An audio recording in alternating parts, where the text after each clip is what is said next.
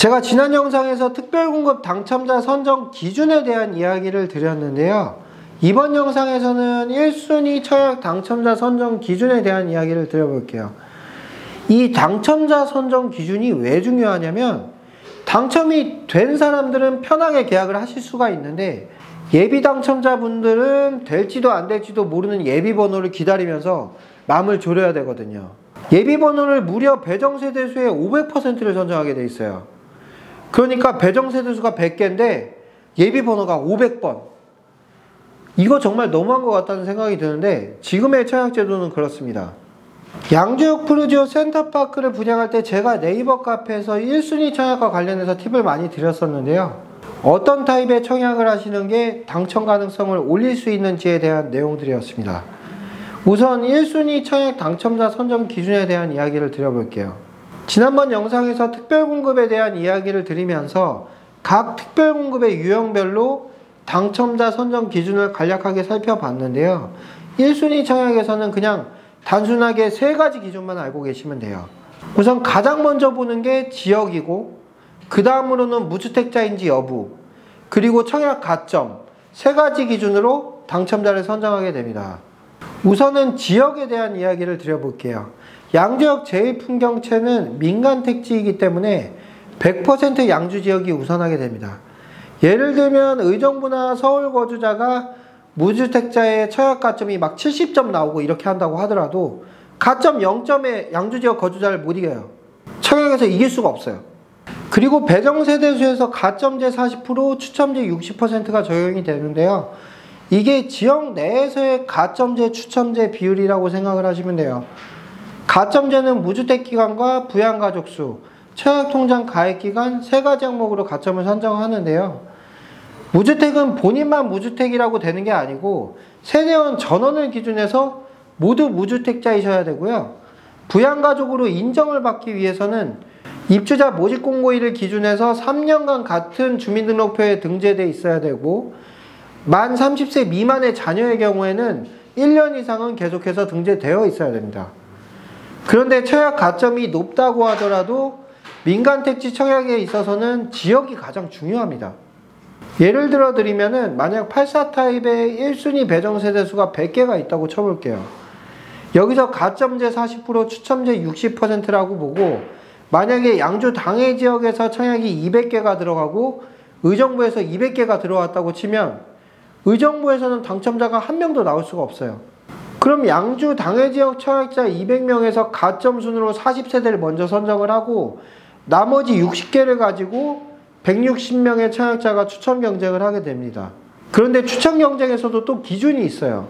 추첨제 물량의 75%를 무주택자에게 우선을 하게 되고 그 다음 25%를 1주택자에게 우선 공급하게 돼요. 그러니까 추첨 경쟁에서도 당첨 가능성은 가점제 대상자인 무주택자분들이 높습니다. 청약을 하실 때 가점제와 추첨제가 자동적으로 선택이 되게 되는데 가점제에서 떨어지면 자동으로 추첨제로 전환이 돼서 다시 한번 추첨을 하기 때문에 가점제 대상자면 무조건 가점제로 청약하시는 게 당첨에서는 유리하고요. 1순위 청약에서 당첨자가 되기 위해서는 양주시 거주자가 확실히 유리한데요. 거주지역은 입주자 모집공고일을 기준해서 양주지역에 전입신고가 되어 있으시면 양주시 거주자로 청약이 가능하니까 참고하시고요. 1순위 청약에서의 당첨자 선정 기준을 살펴봤는데요. 특별공급 청약 대상자이신 분들은 특별공급도 넣고 1순위 청약도 같이 넣으실 수가 있어요. 그렇지만 만약에 특별공급에서 당첨이 된 경우라면 1순위 청약에서는 당첨되실 수가 없고요.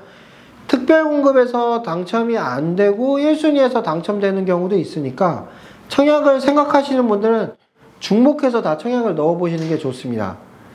그리고 비슷한 시기에 회천중앙역 대광로제비항도 분양을 시작하는데 만약에 청약 일정이 겹치게 되면 둘 다 청약을 넣으실 수 있기는 합니다. 하지만 당첨자 발표일이 같은 날을 기준으로 잡히게 되면 중복 청약을 넣으시면 안 되고요. 당첨자 발표일이 서로 다른 경우에는 당첨자 발표가 먼저 나오는 단지에서 당첨이 됐다면 그 이후 당첨자 발표가 나오는 단지에서는 청약에 당첨되실 수가 없어요. 그러니까 이걸 잘 생각해 보셔야 돼요.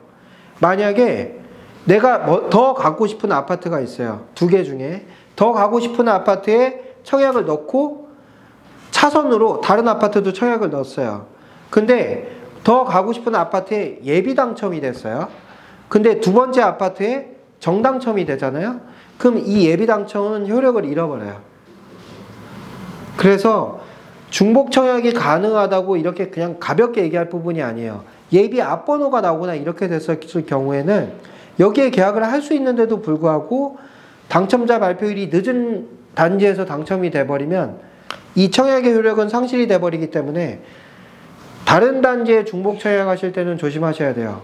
그리고 양주역 제1풍경채는 전용면적 70 타입과 84 타입 그리고 101 타입 3개의 타입으로 나오게 될 것 같은데요. 아파트 청약은 특별공급 접수일이 있고 그 다음날 1순위 그리고 다음날에 2순위 청약으로 청약 일정이 잡히게 돼요. 청약의 유형별로 청약 접수일이 다르기 때문에 특별공급 청약 접수일 당일날 오후 8시경이 되면 특별공급의 청약 접수 현황을 볼 수가 있거든요. 그럼 어떤 타입으로 특별공급이 많이 들어갔는지 확인을 하실 수가 있어요. 그리고 특별공급 접수일의 다음날 1순위 청약을 받게 되니까 이 특별공급 접수 현황을 참고하셔서 1순위 청약을 넣으셔야 돼요.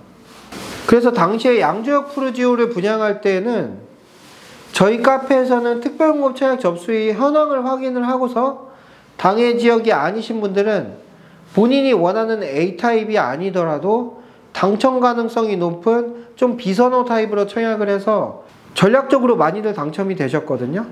그런데 만약에 내가 그냥 처음 보고 마음에 들었던 그 인기 타입의 청약을 넣어서 떨어졌으면 사실 아무 의미 없는 청약이 된 거잖아요. 그래서 전략적으로 청약하시는 게 중요해요. 그 당시에 제가 어떤 타입에 들어가는지 보다 더 중요한 건 그 단지에 들어갈 수 있는지 아닌지가 더 중요하다고 말씀을 드렸었고 또 분양받는 시기가 중요하다는 말씀도 드렸어요. 그리고 타입보다 더 중요한 게 어떤 동호수에 당첨되는 것인지니까 더 중요하니까 일단은 당첨되고 보자 이렇게 말씀을 드려서 실제로 많은 분들이 당첨이 되셨어요. 그리고 이제 벌써 양주역 푸르지오 센터파크도 곧 전매 제한이 풀릴 건데요. 푸르지오 분양권 프리미엄이 붙어있는 상황이란 건 아마 지금 많은 분들이 알고 계실 거예요. 그러니까 양주역 제1풍경채도 양주 역세권에서 마지막으로 분양하는 단지인 만큼 신중하고 현명하게 잘 결정하셔서 좋은 결과 있으시길 바라고요. 그리고 저희가 운영 중인 네이버 카페에 오시면 앞으로 양주역 제1풍경채 위너스카이와 관련된 분양이나 청약과 관련된 정보를 계속해서 드릴 예정이에요. 그리고 또 거기서 질문하고 답변도 받고 있으니까 궁금한 내용이 있으신 분들은 카페에 가입해서 질문 남겨주시면 될 것 같습니다.